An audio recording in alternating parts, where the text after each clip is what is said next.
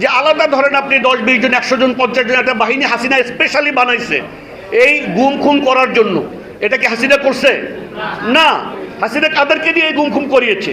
এই এক্সিস্টিং যে সকল বাহিনীগুলো আছে, ফোর্সেসগুলো আছে, এদেরকে দিয়েই কিন্তু করিয়েছে। সুতরাং ব্যক্তি হিসেবে আপনারা যদি বলেন যে বাহিনীগুলো দায়ভার নাই, এটা টোটালি একটা রং পারসেপশন তৈরি করবে। অবশ্যই র্যাবের, আর্মির, ডিজিএফআই, এনএসআই এরকম যত সংস্থা আছে, বাহিনী আছে, প্রত্যেককে এই দায়ভার বহন করতে হবে এবং প্রত্যেককে এটা প্রাতিষ্ঠানিকভাবে এর দায়ভার স্বীকার করতে হবে এবং এর জন্য যা কনসিকুয়েন্স হয় তাদেরকে সেটা ফেস করতে হবে প্রাতিষ্ঠানিকভাবে, অ্যাজ এ পার্সন না, এটা করতে হবে। দেখেন, আপনার মিডিয়া এটার জন্য দায়ী। মিডিয়া বয়ান নির্মাণ করেছে, মিডিয়া বয়ান নির্মাণ করেছে।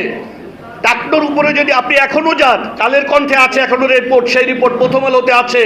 আপনি বাই নেম বললে অনেকের নাম বলা যায়, আপনারা হয়তো এখনো এখানে আছেন, আপনাদের পত্রিকায় এখনো সেই রিপোর্ট আছে, জঙ্গিবাদের সাইনগুলো কি কি। আপনি এখন সার্চ করেন, এখন পাবেন। টাকনোর উপরে কাপড় পরা, জারি রাখা, টাইম মতন নামাজ পড়া, গার্লফ্রেন্ড না থাকা, পাশের বাসার ভাবির দিকে ছাদে গিয়ে না তাকানো, এটাও সাইন জঙ্গিবাদের।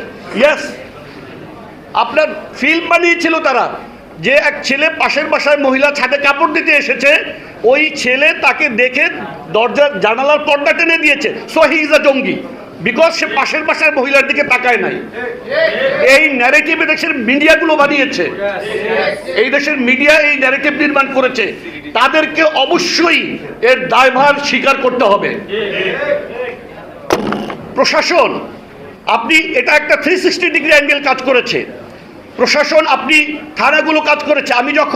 আমাকে যখন গুম করা হয়েছে, আমার ফ্যামিলি থেকে থানায় যাওয়া হয়েছে, জিডি নেওয়া হয় নাই। এটা প্রশাসন এখানে দায়ী না? জিডি নেওয়া হয় নাই।